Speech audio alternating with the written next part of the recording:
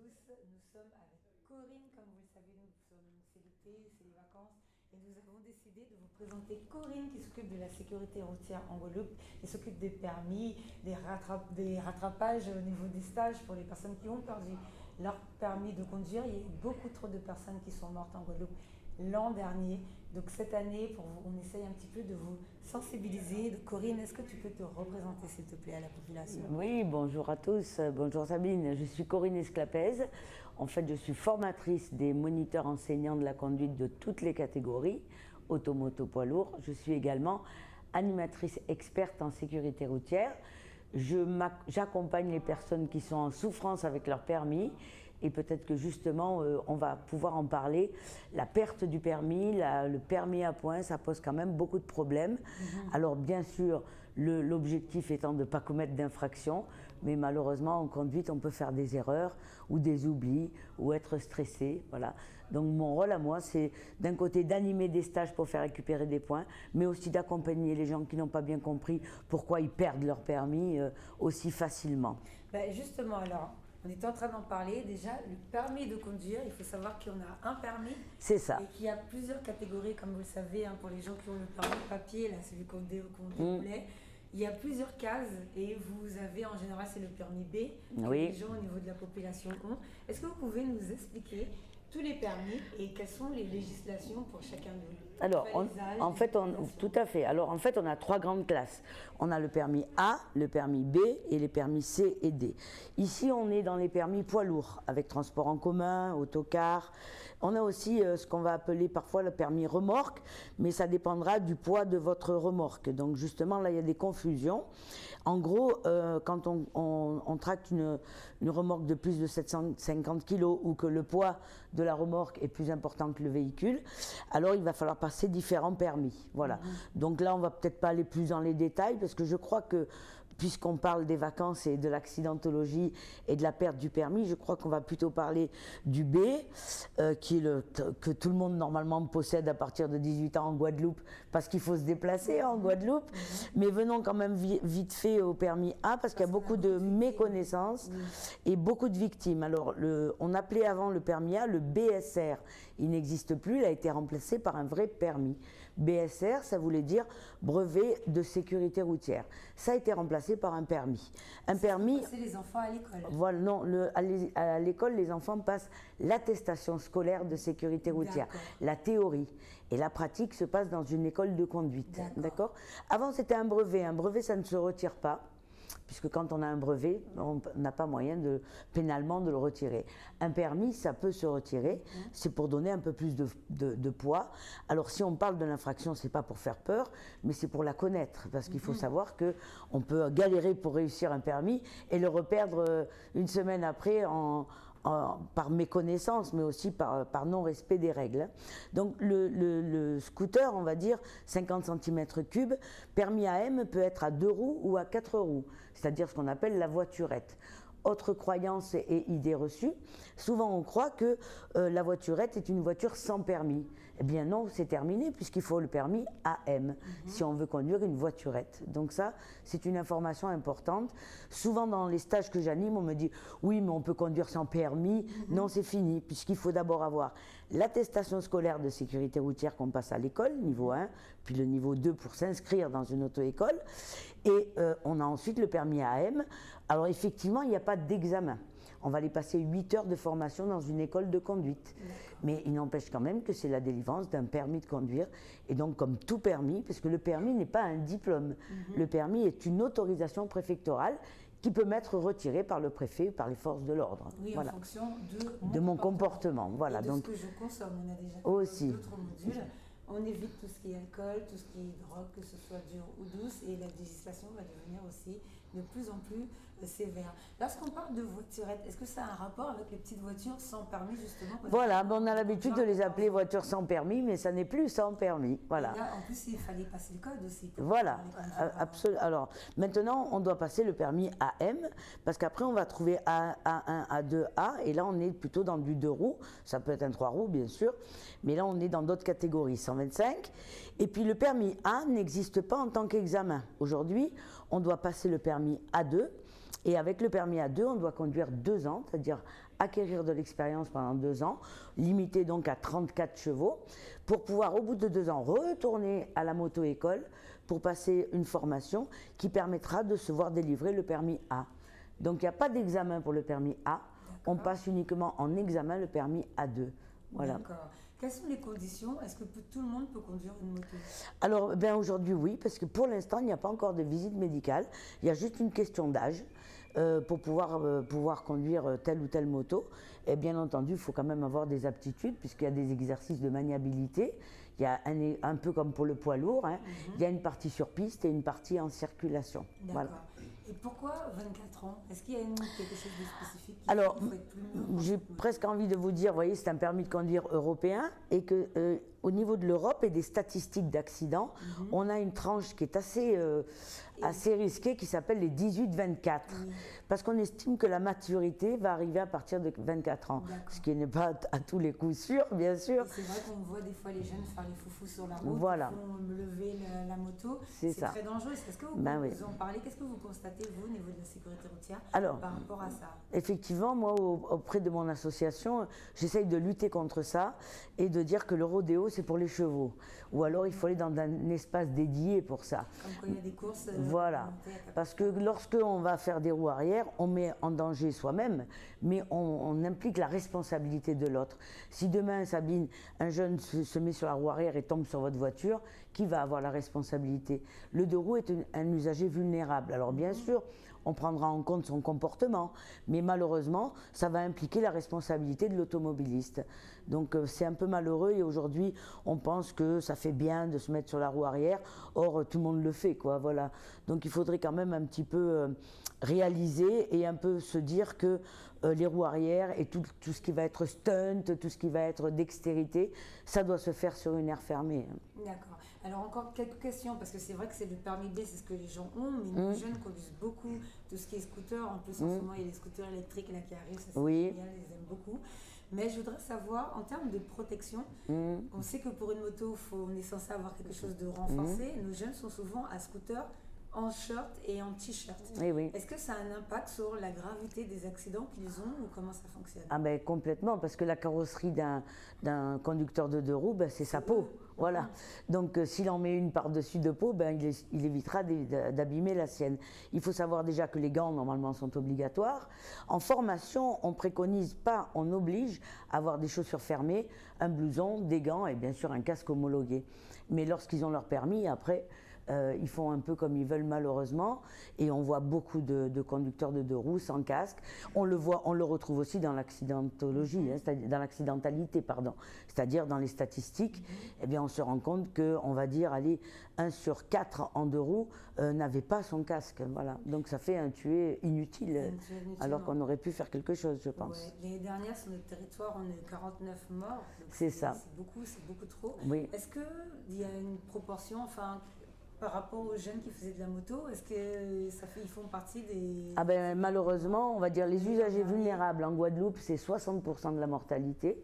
Donc qu'est-ce que c'est un usager vulnérable? C'est celui qui n'a pas de protection, un piéton, un vélo. Aujourd'hui, en plus, on a maintenant, on va dire, les engins mobiles personnels, les engins de déplacement personnel mobile. À quoi je pense? Maintenant aux trottinettes, aux petits scooters électriques. Et ça pose problème parce qu'on a créé de la réglementation, mais elle n'est pas toujours respectée. Donc aujourd'hui, le vrai problème pour nous en deux roues, c'est qu'on va avoir, sur les 49 tués, on va atteindre les 20 en moto, ce qui va être assez monstrueux. Voilà. En termes de chiffres, voilà. Donc vraiment, il faut dire à nos deux roues qui s'équipent déjà pour commencer, et puis qu'ils essayent de respecter au maximum les règles du code de la route. C'est quand même la base. D'accord. Alors ensuite, il y a le fameux permis B. Le permis B que tout le monde a et que... ça va venir, ça va venir. Alors le permis B, le vrai problème, c'est que tout le monde pense que c'est un droit. J'ai mon permis B, on ne peut pas me l'enlever parce que je travaille et j'en ai besoin pour travailler. Il faut savoir que le permis blanc, c'est-à-dire les aménagements de peine, n'existe plus. Et les gens hurlent en disant « mais comment je vais aller travailler ?»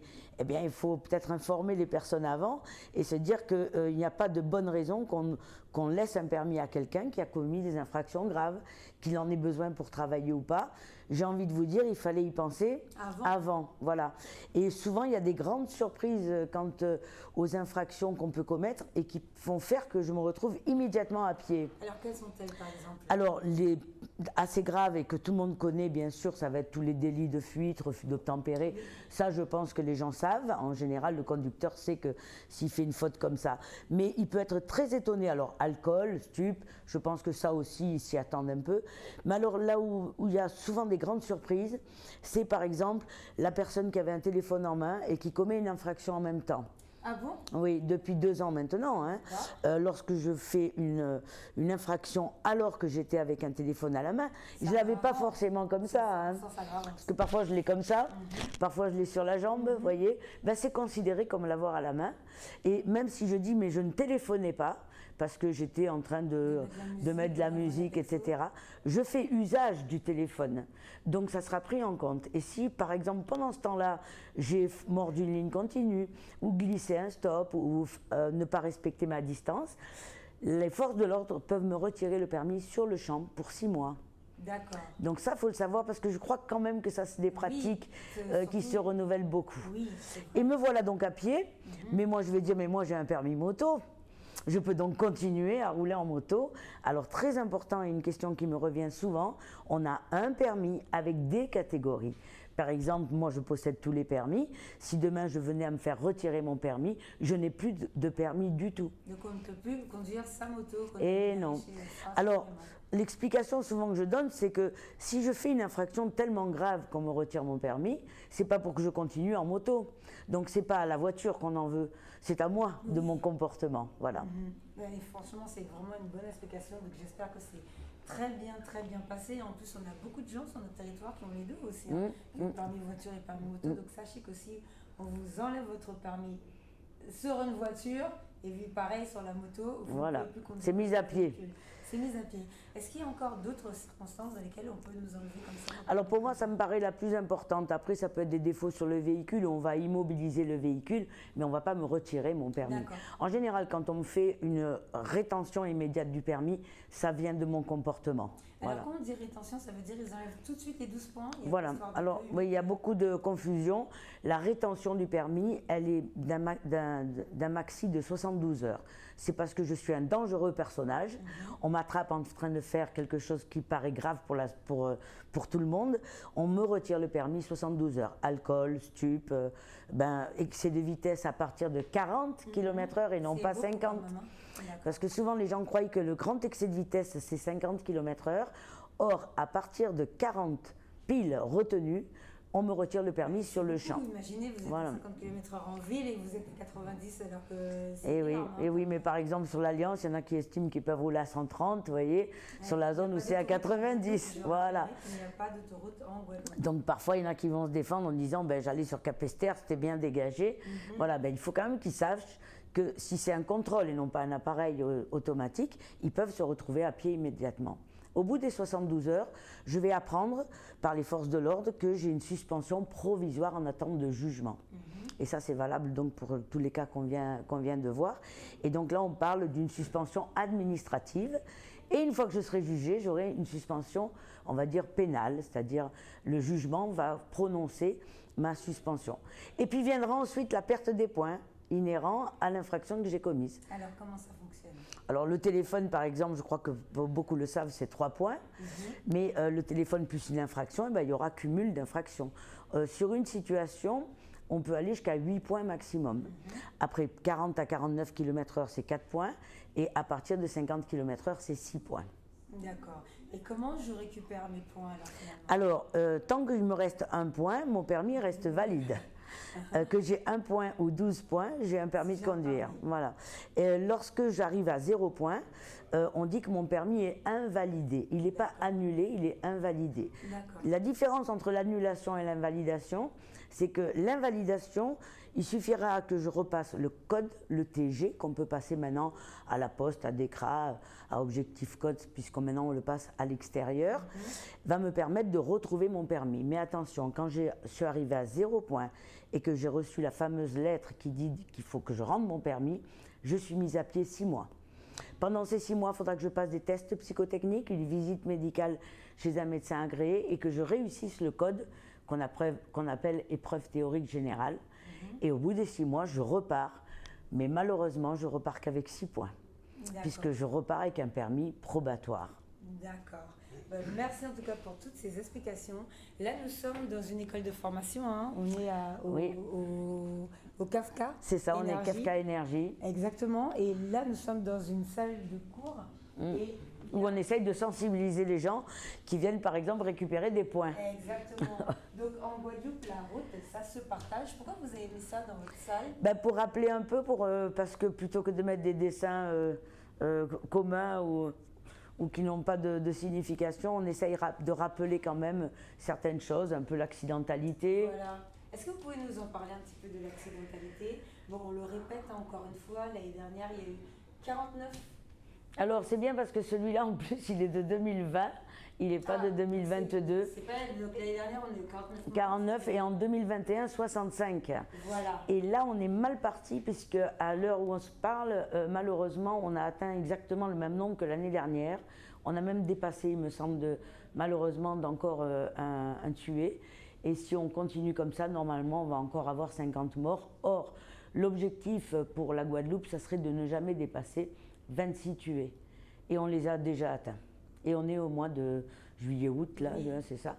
Alors, est-ce qu'il y a plus d'accidents pendant les vacances? Est-ce qu'il y a plus d'accidents la nuit? Est-ce qu'il y a plus... Parce qu'on sait qu'il y a des comportements qui sont plus accidentogènes, comme par exemple sortir de soirée, boire beaucoup d'alcool, fumer toutes sortes de substances. Donc, comment c'est réparti les accidents? Alors, ce qui est assez bizarre, finalement, c'est que d'une année à l'autre, les chiffres vont descendre ou monter un peu, mais on retrouve toujours un peu la même typologie, c'est-à-dire que les pourcentages restent souvent les mêmes.